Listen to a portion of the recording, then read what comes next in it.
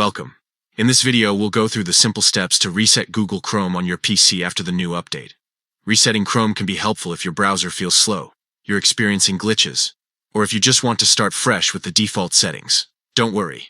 This process is quick, and you'll have Chrome running smoothly in no time. First, open Google Chrome on your PC. Once the browser window is up, look to the top right corner of your screen. You'll see the three dots, also known as the menu button. Click those three dots to open the drop-down menu.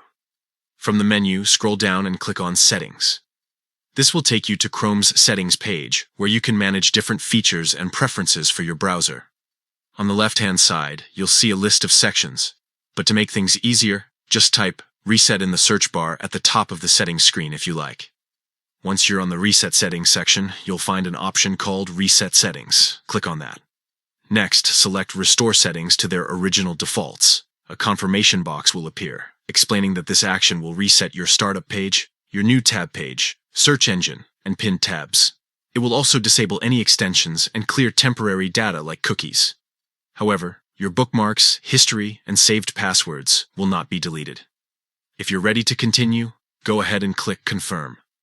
Chrome will instantly reset itself to its original default state. When it finishes, you'll be back to the same experience you had when you first installed the browser.